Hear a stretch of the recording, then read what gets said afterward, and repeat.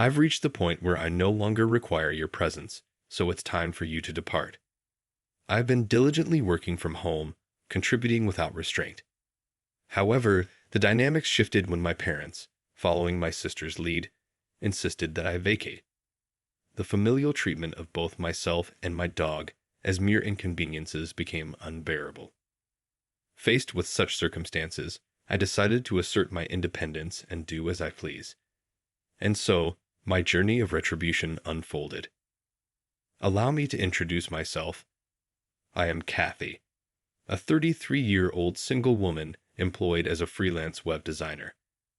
My work primarily involves using a laptop, providing me the flexibility to operate from the comfort of my home. I've established my own workspace and dictate my work pace accordingly.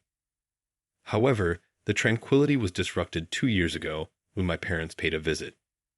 Upon entering, they surveyed the space and initiated a conversation. "Mom, this house is quite spacious. We could live here too." "Dad, there's even a spare room. It's a waste for Kathy to live here alone. Let's move in this weekend." Their decisions were made without regard for my perspective. I expressed my lack of intention to live with them, only to be dismissed. "Wait a minute. I don't want to live with you guys," I asserted. Dad, growing agitated, responded, "You took over this house from your uncle. It's a low move to make it yours." I countered. "I talked to Uncle, and he gave it to me." His anger flared as he retorted, "Stop making excuses. We're moving in this weekend. Our old house is falling apart." In reality, my uncle, my father's brother, had bestowed upon me this house out of genuine concern. Although the title remained in my uncle's name, he granted me the freedom to use it as I saw fit. Disregarding this, my parents deemed their current residence too dilapidated, prompting them to impose their decision to move into the house I inherited. Despite my reluctance, my parents were resolute, having already decided to sell their home and relocate under my roof. Despite feeling obligated, I reluctantly acquiesced to my parents' request. However, the moment they settled in, sarcastic remarks began to flow. My dad took the lead, commenting, "Kathy, you're over 30. Aren't you planning to get married?" I calmly responded, "I'm enjoying my work right now." Undeterred, Dad warned, "If you keep talking like that, you'll never get married. Learn something from your sister." Despite the evident struggles in my sister's married life, I had no desire to rush into matrimony. I stood my ground, highlighting my decent job. "You're always just messing around on your computer. You're probably making money through some shady means, aren't you?" Dad added, expressing doubts about my work. In response, I had to clarify that I was making an honest living through legitimate means, assuring them there was no need for concern. However, my explanation seemed to irk my mother, who accused me of talking back. In their eyes, I became the polar opposite of my sister, and this comparison became a recurring theme in our family interactions. My sister held a temporary office job, a choice I respected but couldn't help but feel a sense of superiority over. My freelance career allowed me to earn more, a fact that fueled the undercurrent of tension between us. While I understood that our parents' generation might struggle to grasp the concept of working from home, it remained hurtful to endure constant belittlement. One evening, as I prepared dinner for my perpetually idle parents, the doorbell rang unexpectedly. To my astonishment, my sister Sandy stood there, burdened with a substantial amount of luggage. "Sandy, what's going on?" "It's been a long time." I greeted her, my confusion evident. "This is sudden, but I'll be living in this house from today," Sandy announced matter-of-factly. I couldn't quite grasp the situation and blurted out, "Living here from today? I didn't hear anything about this. Didn't Mom and Dad tell you?" "I got divorced," Sandy explained with a sigh. "So, I'll be counting on you from today." Ignoring my shock, Sandy trudged upstairs and likely took over an empty room. Despite my best efforts to resist, my parents sided with Sandy, leaving me powerless to oppose the decision. From that moment on, my stress began to pile up, and the dynamics in our household shifted significantly. Sandy had quit her job following her divorce, spending her days at home. Unfortunately for me, she used that time to engage in conversations with our mother, often revolving around her critiques of me. "Hey, Mom, isn't this dress cute?" Sandy would ask. "Oh, yes, Sandy, you're so pretty. It will definitely suit you," my mother would respond. "Do you think so too? It's totally not something Kathy would wear, right?" Sandy would press. My mother, eager to support Sandy, would chime in, "Well, Kathy is a bit plain, you see. That's why she can't get hired anywhere. All she can do is play online at home." "Mom, you can't just say the truth like that," Sandy would laugh, creating an atmosphere of constant comparison between us. As I continued preparing dinner in the kitchen, they made sure I could hear every word of their conversation. Every word stung, and I was dying to retaliate. However, I knew that reacting would only give them what they wanted. Regardless of their provocations, I maintained my silence and continued living my life without responding to their jabs. Then, one day, a close friend of mine had a litter of 4 adorable puppies, and I couldn't resist adopting one. I named him Muffin, a little black chihuahua with the most endearing round eyes. Whenever he looked at me, he'd wag his tail so vigorously that it seemed like it might break off. Owning a chihuahua had been a childhood dream of mine. Working from home could be isolating, and I believed that Muffin could provide some much-needed companionship and comfort. "From today onwards, you're Muffin, okay?" I said to him with a smile. In response, Muffin joyfully barked, "Woof." I hadn't really consulted my family before deciding to get Muffin, but this was my house, and I was the one who would pay for everything Muffin needed. I didn't see why they should be upset about it. When I brought Muffin home, just as expected, my parents and Sandy started complaining. "We didn't know you were getting a dog." "Yeah, dog smell, and I don't like odors." "How could you bring a dog home without asking us?" We didn't agree to this. As they complained loudly, I calmly explained, "Firstly, I didn't pick him up from the street. A friend gave him to me, and I'm the one who's going to pay for everything Muffin needs. So there shouldn't be a problem. What I choose to keep in my house is my business. If you have any complaints, you're free to leave."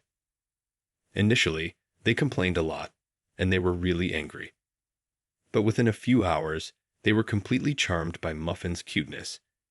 They started gushing over him, saying things like, "Aren't you cute? Are you mommy, daddy, or sis? Look over here, sweetheart." I was a bit puzzled. What happened to their anger just a little while ago? It seemed like it was all a dream. My whole family was completely taken by Muffin's adorableness. Since then, they were always fussing over Muffin. Thanks to this, their hostility towards me lessened, and I could have relatively peaceful days. But one day, something happened that disrupted this calmness. While I was out running an errand, I received a call from my sister Sandy. She sounded really upset, yelling, "Come back home now." Surprised by her sudden outburst, I asked, "What happened?"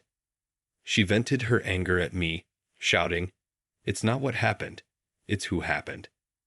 Muffin did his business on my clothes. What if they smell? I tried to calm her down, saying, "Oh, just wash them quickly, and they'll be fine. Besides, isn't it your fault for leaving your clothes all over the floor?" Sandy didn't back down, insisting, "What? It's my fault. It's your poor training of Muffin to blame." I replied, "Come on, Sandy, Muffin is still a puppy. If you take him out for a walk, he won't do his business at home. You said you were excited to walk Muffin today. Did you actually take him?" Sandy hesitated, saying, "Well, I was going to take him later." Unsatisfied, she added, "It's all because you didn't teach him properly. Paint me for the clothes." When I got home, my sister was still very angry. My parents were informed of the situation, and they looked at me disapprovingly. Sandy threw the soiled clothes at me and started freaking out, saying, "I'm going to charge you for the cleaning cost." Okay, why should I? It's because you didn't take him for a walk and left your clothes thrown on the floor. I tried to defend myself, saying, "Shut up, don't talk back. It's because you brought this dog home that this happened. What are you going to do about it?" Sandy continued, "Stupid dog. You were quite fond of him before. Isn't it harsh to call him a stupid dog just because he had a little accident? It's because of your poor training. Take responsibility." I couldn't help but feel frustrated by my family's focus on their own convenience and lack of understanding. While appalled by my selfish sister, my parents chimed in, "Hey, Kathy, shouldn't you at least apologize to Sandy first?" "That's right. All of this happened because of that muffin you brought home," they added. I sighed and tried to reason. Can't both of you give it a rest already? Puppies are like babies. Can't you forgive them for making mistakes once in a while? But my sister remained unrelenting, saying, "Pathetic. This situation only happened because of this stupid dog. Kathy, you made the right choice by not getting married. If you became a mother, I doubt you'd raise a decent child." I was shocked and hurt by my sister's words. "How dare you say something like that? If you took him for walks properly and kept the house tidy, none of this would have happened." Finally, my sister raised her eyebrow and pointed at me, saying, "I can't take it anymore. I don't need you or this dumb dog. Get out of this house." I was taken aback. "What? Didn't you hear me? I said get out. We don't need a work-from-home freeloader here." A work-from-home freeloader, I thought to myself. How could someone currently without a job say such a thing? And who did they think was paying for the household expenses? It was me. As I stood there bewildered by my sister's outrageous statement, even my parents chimed in, repeating, "That's right, Kathy. Leave this house. Your presence only makes us feel worse. You're a jinx." All three of them kept saying, "Get out," right in front of me. At that moment, my anger exploded, and I decided I had reached my limit. If this is how it's going to be, just wait. I decided to take revenge on my family. So I packed my things and left the house with Muffin. In the end, my sister added fuel to the fire, saying, "This is all your fault, you know. If you would just listen to me obediently, none of this would have happened." They still didn't seem to understand their situation, even though trouble awaited them. But I decided to let it go. Well, never mind. You three enjoy yourselves in the house, I thought to myself, suppressing a grin as I left with Muffin. A few days later, as expected, my sister suddenly called me. "Kathy, help. The house." "What happened to the house all of a sudden?" I asked, puzzled. "We were told to leave by the end of this month." So what's the problem? Why do we have to leave?" "Well, I've decided to sell the house," I calmly announced. Sandy, my sister, seemed frozen with shock.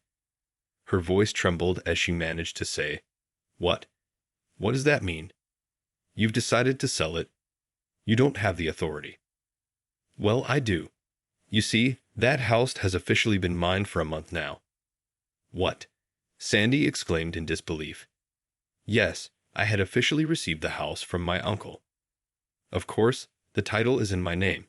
It's no surprise that Sandy was shocked. "You're kidding, right? Even if the title was transferred to you by uncle, you can't just sell it so easily," Sandy protested. I shared her concern, but I continued. "I was worried too, but right after you told me to leave, I consulted with uncle. He said, 'The house is yours now, Kathy. Do what you want. You should get away from that stupid family as soon as possible.'" Sandy couldn't believe it. No way. Whether they were listening to my conversation with Sandy on the phone speaker or not, my parents started making a fuss. "Hey, Kathy, cut it out.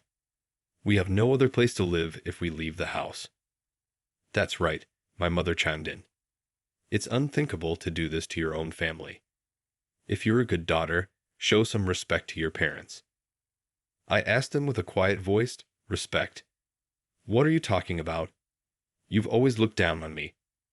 Compared to Sandy, who you think has been supporting your life for the past few years.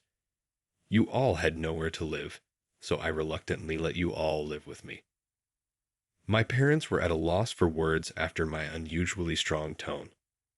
Without waiting for a response, I continued, who treated me and Muffin like nuisances and kicked us out. It was you guys, wasn't it? Trying to be happy by driving out the original resident is shameless. You people belong to hell. My father begged, please help us. We're sorry, but I was resolute. I don't care. Fend for yourselves, you idiots. With that, I hung up the phone with a loud click. Next, I blocked every family member's contacts. Muffin looked up at me with a worried woof. I held Muffin close and said, I'm sorry, Muffin, for shouting. It's all right now. I will protect you. I'm really glad that I was able to get Muffin away from that family that treated him so poorly. Later on, it seems my parents and sister were forced to move out of the house at the last minute, despite their desperate clinging. With my father's meager income and my unemployed mother and sister, there's no way they can lead a decent life. According to rumors, my sister is constantly being nagged by my parents to get a job, and their family relationships seem to be getting worse by the day. Although I have no interest in how they live, there's no doubt that their standard of living has plummeted since I left. This is indeed a case of reaping what you sow. Serves them right. Meanwhile, I'm spending my days in fulfillment with my beloved dog in a new pet-friendly apartment. I can work whenever I want, and no one can complain about it anymore. I can use my earnings solely for myself and my dog. I am extremely happy with my life now. Muffin, let's go to the dog park today, I exclaimed. Muffin seemed more lively. Maybe it's because that noisy family is gone. From now on, I want to protect Muffin for the rest of my life